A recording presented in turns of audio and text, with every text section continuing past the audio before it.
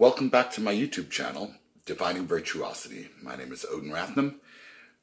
I hope that you will let me bend your ear for a few moments about Wohlfahrt study number 34, an Allegro in D major. There are a variety of variations above this particular etude that I think are of value, and I'll get to them a little later. But I divide this study into two main aspects, or let's say focal points.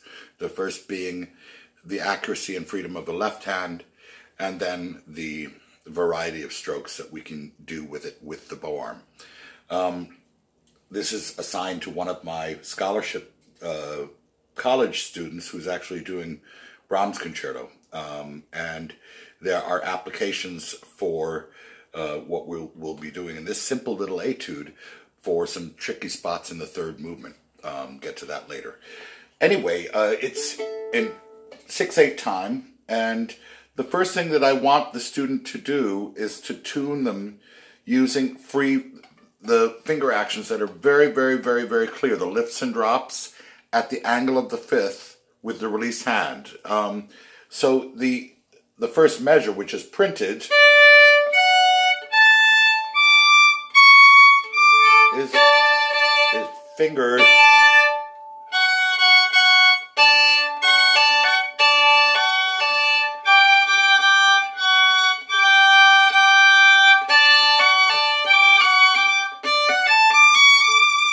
and then free in every note.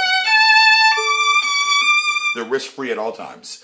So we're going through it this way.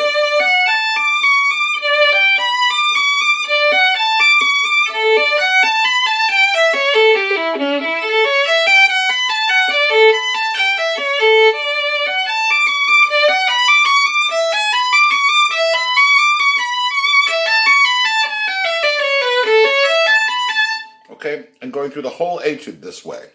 I'll just do it.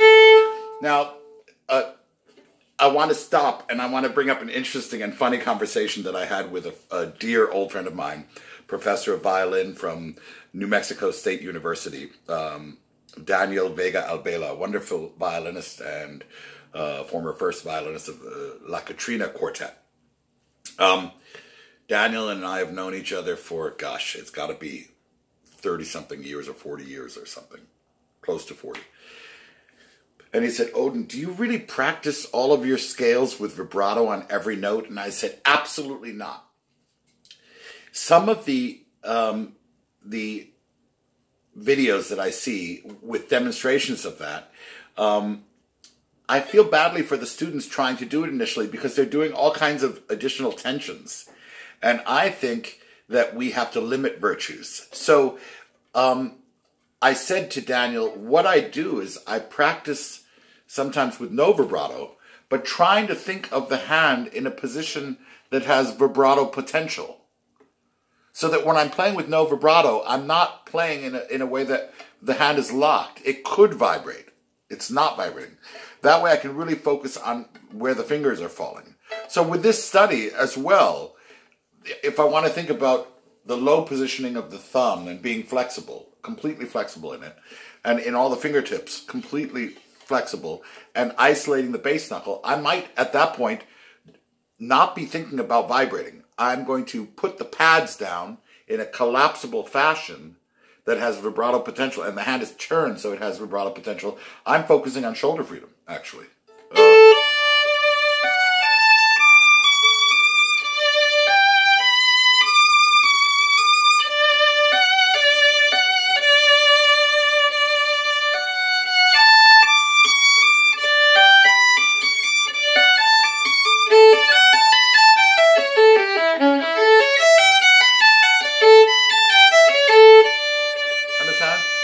I'll go through it that way for you once.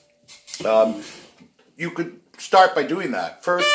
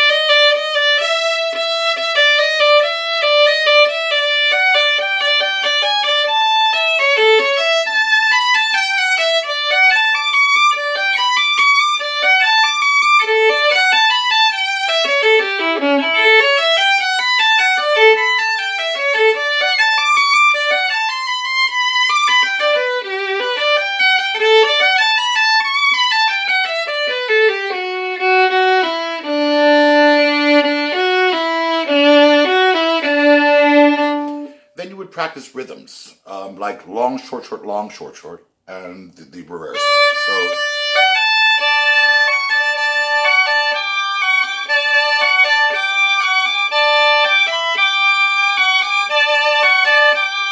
Or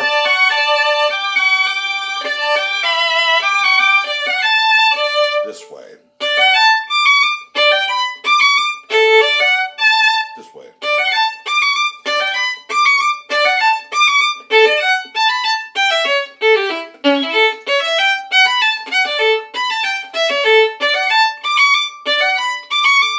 When you're creating these zip files, one thing that's very easy to forget is to feel release on the end of each zip file.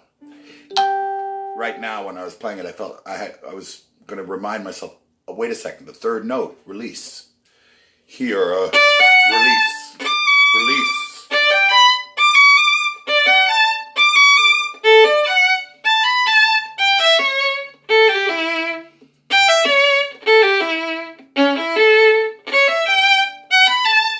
And the same on the first note if you're doing the reverse pattern. Release, release, release.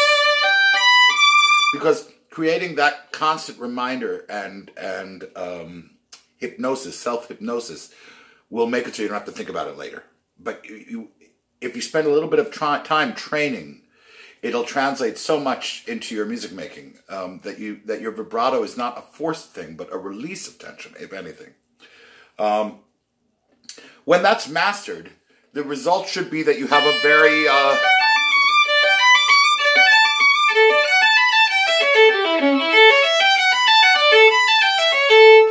perfect and relaxed left hand. That is very important and very rhythmical. Why? Because this is an etude that I teach flexibility of spiccato strokes and sautillés with.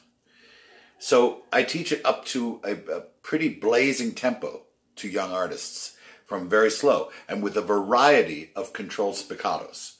So my student is going to use a deep brush type of spiccato. Yeah. That we can use there in Brahms' concerto. It can't be too aka, right? More in the string. So she's practicing.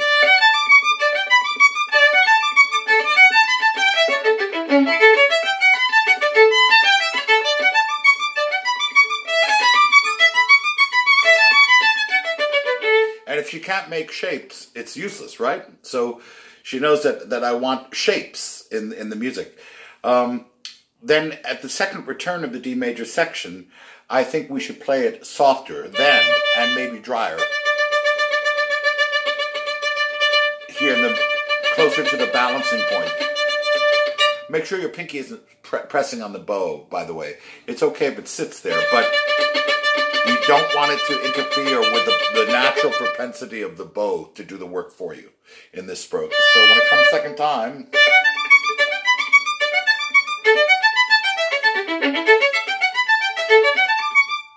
Now we come to B flat major. To me, that's already a little bit darker. So I'll slow the bow speed and come under the string a little bit.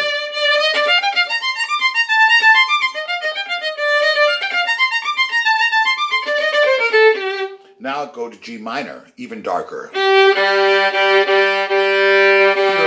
I like to have the student broaden the stroke, but keep it in the string as well. So actually a crescendo. So we had from the second repeat a short spiccato.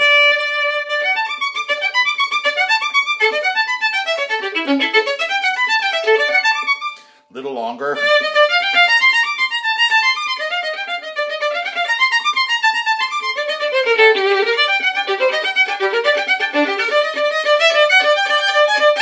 That can be done with string quartet strings or right there at that part of the bow. Now we're back home in sunny D major. So a happier stroke again.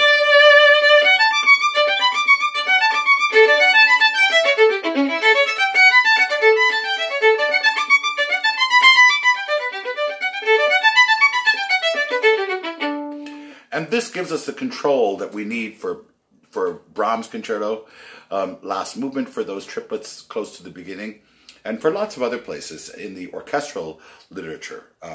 You'll use it.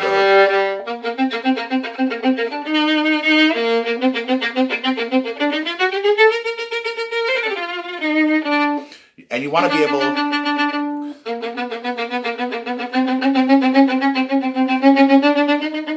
You want to be able to change it ever so slightly in very subtle ways. So being able to let this magic wand do its thing and then still manipulate somehow what the stroke lengths are and is one of the great benefits of this etude, number 34. Now, there are also expressive benefits for this etude. We can bow it as a Siciliano.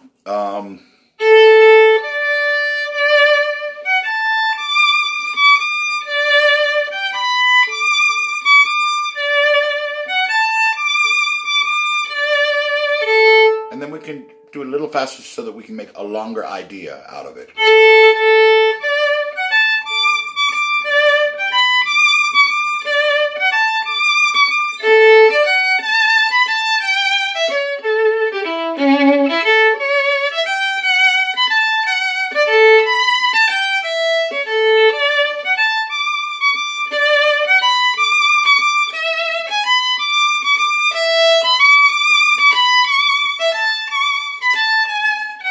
Yeah, and you can do more with the dynamics even than that.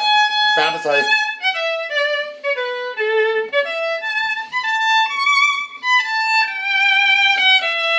Rubatos, whatever you like. But having the ability to change tempos, colors, stroke lengths, very important. Some of the other bowings that are marked, that can be practiced for this are 3 separate, 3 slurred. And I like to start that one backwards. Up, down, up, down.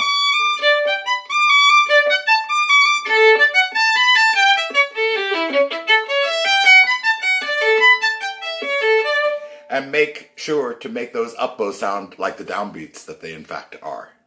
That's a good way of practicing that one. Then we can practice variations of the dotted rhythm combinations that are not Siciliano, like 8th note, dotted 8th, 16th, 8th note, dotted 8th, 16th, which is slightly different.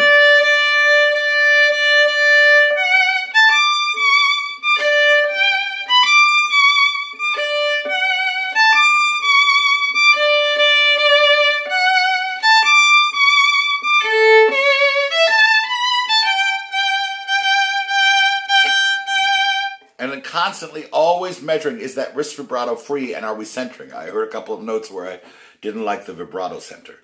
You want to be in the center of your pitch. That's what creates a really ringing and an old school sound. There are a few more examples in here. I don't need to get into the details of them.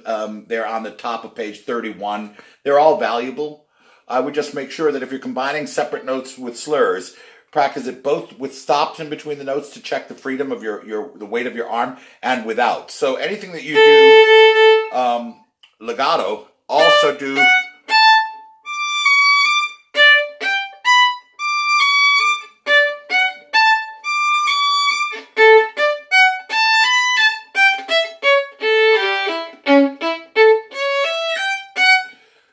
in that particular bowing, when you do it that way, Z bowing. 2/3 of any distance up, 1/3 of that same distance down, and 2 more thirds. So you can consider this a whole distance, or the whole bow a whole distance. Don't just learn to do Z bowings with the whole bow. There are lots of places we can use them in smaller combinations that really help us in the literature to achieve a better phrase. But the Z bowing is very important for that one. Also, the other combinations of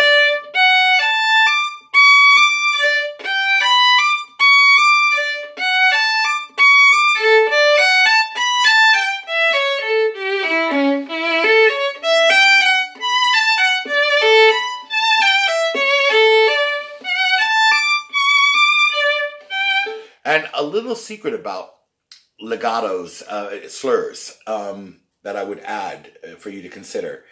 If you're practicing something slurred, Vibrate the first note of the slur and the last note of the slur, and then the first note of the next slur and the last note, at least. If you can manage to keep the hand active the whole time,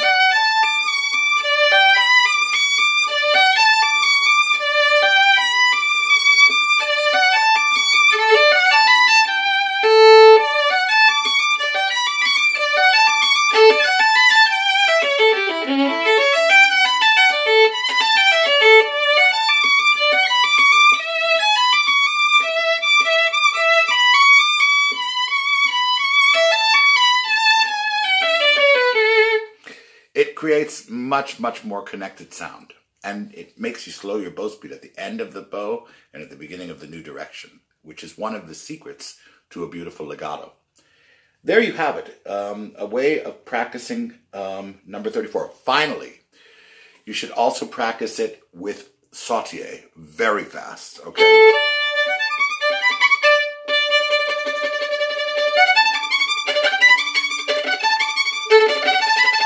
And one note per bow, the same way. I haven't practiced it that way, so I'm not going to do it in front of you right now. But it's very healthy to do that, because we want to be able to transition from sautillé into fast arm spiccato, into slower spiccato, all of these ways. Let's say I generate it mostly with the wrist and finger.